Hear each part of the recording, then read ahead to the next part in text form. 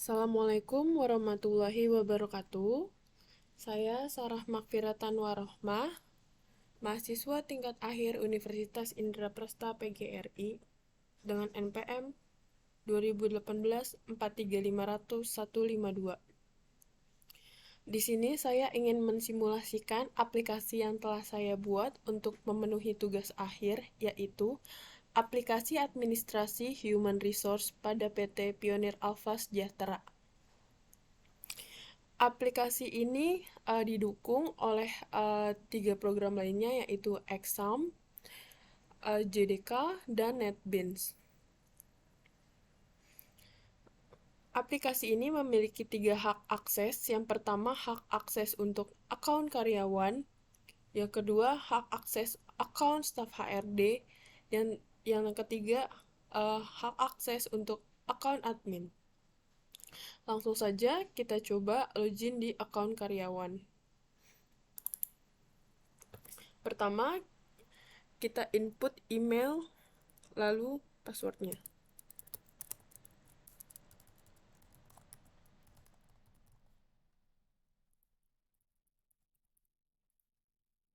Setelah login selesai, pada akun karyawan akan langsung muncul halaman untuk melakukan presensi. Untuk ID karyawan dan nama akan otomatis terisi. Yang perlu dilakukan oleh karyawan adalah memilih apakah karyawan tersebut hadir, izin, ataupun sakit. Kita coba di sini karyawan bernama Septi telah hadir, lalu kita klik absen masuk, dan data otomatis akan ditambahkan sebagai hadir dengan status pending. Bila mana Septi telah selesai melakukan pekerjaan, akun yang memiliki akun tersebut atau Septi wajib untuk melakukan absensi keluar. Selanjutnya, pada akun karyawan ada menu submission atau menu pengajuan. Menu submission ini dilakukan untuk meralat atau melakukan pembaharuan absensi yang sebelumnya bila ada karyawan yang telat melakukan kerja ataupun izin dari pulang kantor, jadi wajib mengisi form submission berikut. Kita coba di sini ada Septi dengan ID absennya, kita pilih yang mana yang mau diralat. Kemudian data akan otomatis terisi. Lalu kita pilih remarksnya apa, misal pulang cepat, lalu disimpan. Data otomatis ditambah dengan status pending.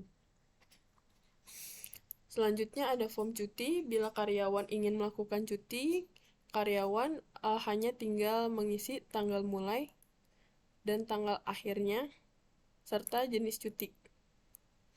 Langsung saja kita coba di sini ada karyawan bernama Septi melakukan cuti melahirkan. Misal tanggalnya dari tanggal 20 sampai tanggal 30, keterangannya cuti melahirkan.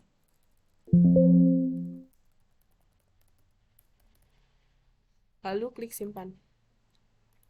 Otomatis data ditambahkan dengan keterangan pending. Lalu selanjutnya ada form lembur. Form ini wajib diisi oleh setiap karyawan yang akan melakukan lembur. Di sini contohnya ada karyawan bernama Septi yang akan melakukan lembur. Kita pilih misal di hari Kamis depan, tanggal 8, lemburnya sekitar 3 jam, lalu ditambah. Data berhasil ditambahkan. Lalu kemudian pada aplikasi karyawan ada juga slip gaji yang sebelumnya dari slip gaji ini diinput gajinya oleh staf HRD pada akun staf HRD. Lalu di akun karyawan, setiap karyawan bisa melihat masing-masing rincian dari gaji yang mereka terima tiap bulannya.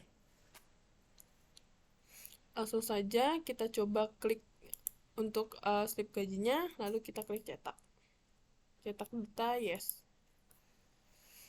Lalu akan muncul pop-up slip gaji yang dapat di-print oleh masing-masing karyawan pada tiap akunnya. Selanjutnya kita coba untuk menu dari akun staf HRD. Langkah pertama, kita ketik email dan passwordnya.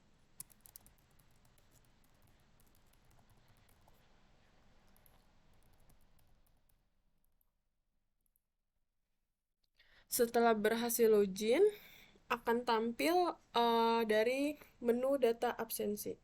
Sebelumnya, untuk di akun karyawan terdapat lebih banyak menu yang tertera seperti ada data absensi, data cuti, data submission, data lembur, dan data gaji.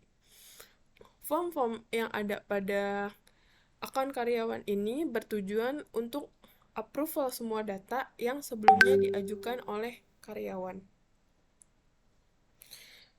Kita coba untuk yang pertama ada data absensi. Kita coba untuk approve data absen dari karyawan bernama Septi yang sebelumnya kita lakukan.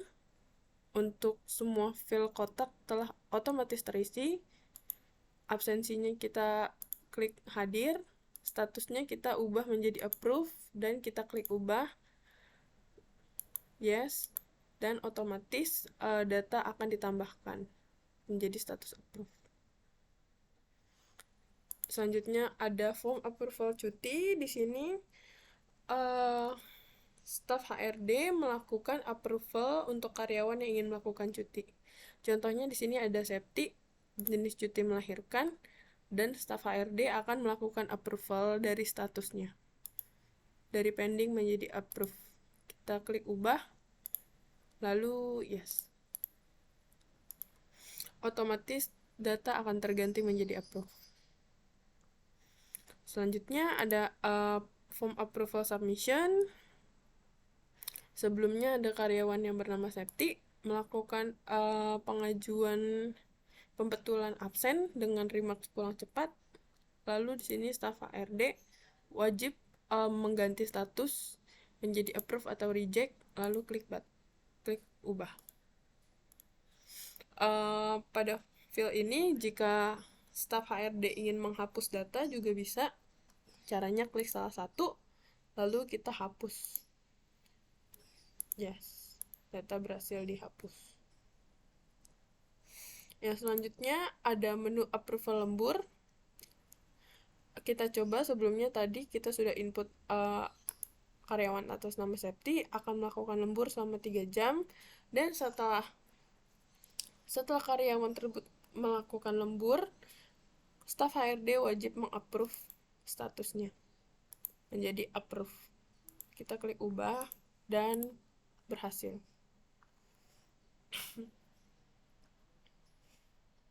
Selanjutnya di sini ada form data gaji karyawan.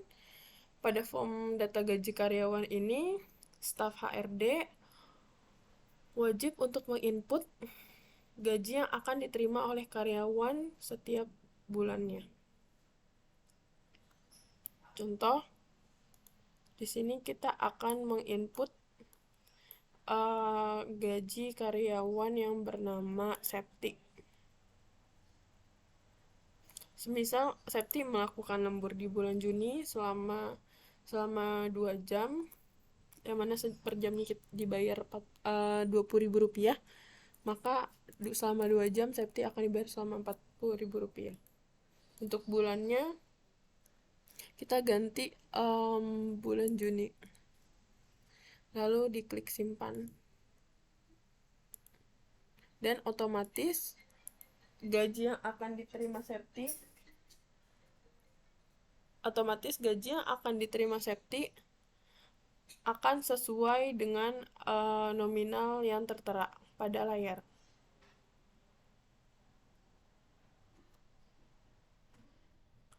Kemudian ada data identitas.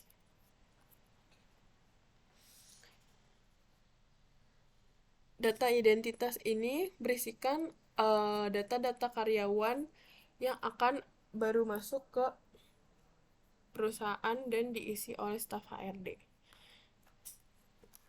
Langsung saja kita tambah.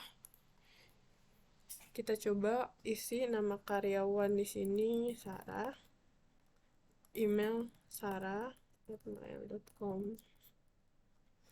perempuan, tempat lahir di Jakarta, tanggal lahir, semisal kita isi 2 September 98, nomor handphone juga kita input,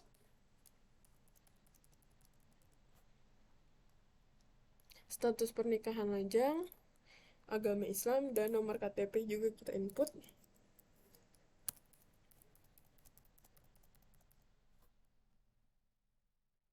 Eh, Agama dapat dipilih sesuai kepercayaan masing-masing karyawan yang tertera pada KTP. Alamat KTP-nya juga diisi, domisilinya yang sekarang ditinggali oleh karyawan baru tersebut. Lalu klik simpan. Lalu kita klik refresh. Otomatis data baru karyawan tersebut sudah ditambahkan. Kedua, ada form data pendidikan lanjutan dari data identitas. Untuk karyawan yang baru masuk, staf HRD pasti akan melakukan pendataan. Dan di sini dilakukan pendataan pendidikan.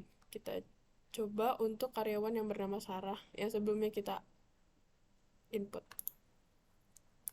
Nama lembaga, semisal Unindra, jurusan informatika, tahun masuk 2018, tahun keluar 2022 dengan IPK 3,70.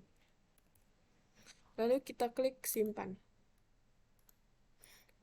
Otomatis data akan ditambah. Selanjutnya ada data pekerjaan.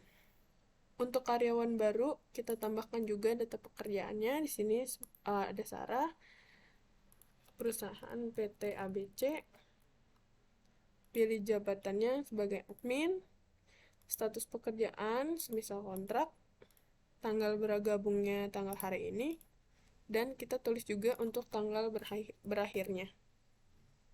Misal di tanggal 9. Kita klik simpan.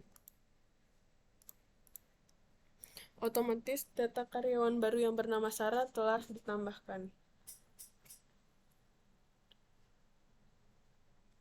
Selanjutnya untuk data kontak darurat. Filenya kita klik cari, kita klik karyawan yang akan ditambahkan, kita tambahkan nama keluarga, contoh Nia, hubungannya sebagai saudara kandung, teleponnya kita masukkan juga. Lalu kita klik simpan. Otomatis data akan ditambahkan. Selanjutnya ada data jabatan. Untuk data jabatan ini diinput oleh staf HRD bila mana dalam perusahaan ada divisi atau data jabatan baru. Selanjutnya di sini ada laporan data karyawan. Laporan data karyawan ini merupakan printout dari data identitas karyawan yang dilakukan input oleh staf HRD pada saat karyawan baru masuk atau baru join pada kantor. Di sini semua tertera semua data karyawan yang telah diinput. Selanjutnya ada laporan data absensi. Laporan data absensi ini berdasarkan dari absen yang telah dilakukan oleh setiap karyawan pada tiap harinya, dan di sini tertera juga status dari absensi tersebut, apakah telah di-approve ataupun masih pending. Selanjutnya di sini ada laporan submission. Laporan submission ini berisikan semua pengajuan submission yang telah dilakukan oleh karyawan, dan juga untuk remarks-nya tercantum dan statusnya juga tercantum.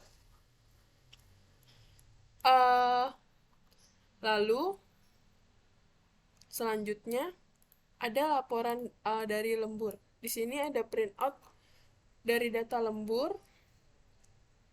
untuk dari pengajuan data yang telah dilakukan oleh karyawan sebelumnya pada masing-masing akun.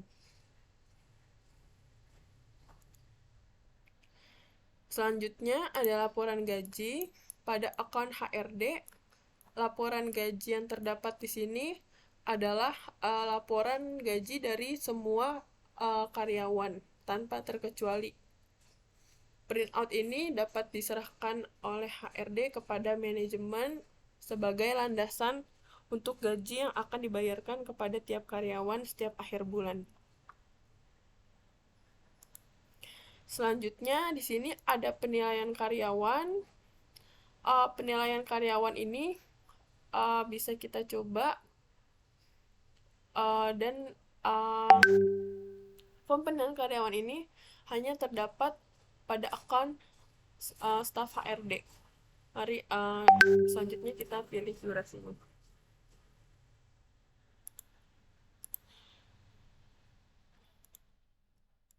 Kita pilih dari 1 sampai 30 Agustus. Selanjutnya kita klik cetak.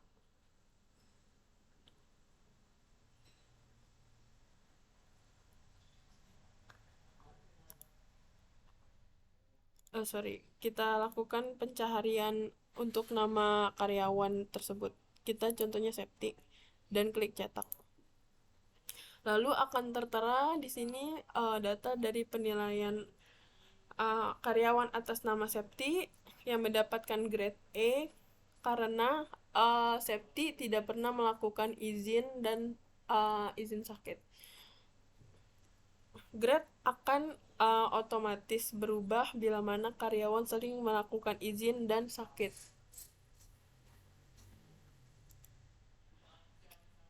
Lalu kita coba selanjutnya untuk account admin. Yang pertama kita input di email dan passwordnya.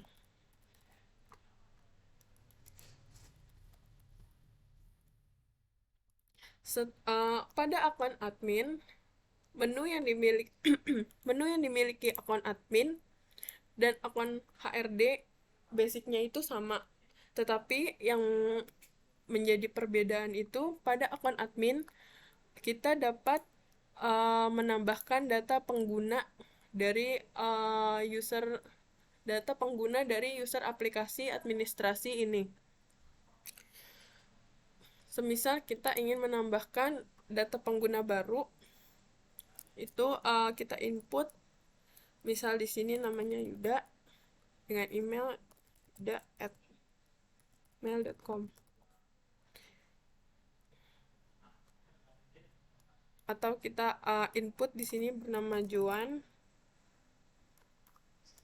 Juan@mail.com, statusnya aktif, aksesnya kita pilih sebagai karyawan, lalu kita klik simpan. Dan otomatis akun sudah terregistrasi dan yang kita lakukan hanya perlu merefresh.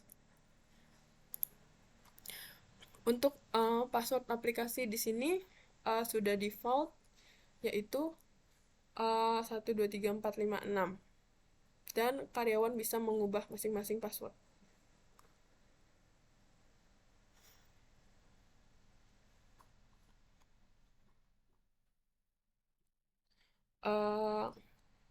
Sekian untuk pemaparan simulasi aplikasi administrasi human resource yang telah saya buat untuk memenuhi tugas akhir saya. Kurangnya mohon maaf. Assalamualaikum warahmatullahi wabarakatuh.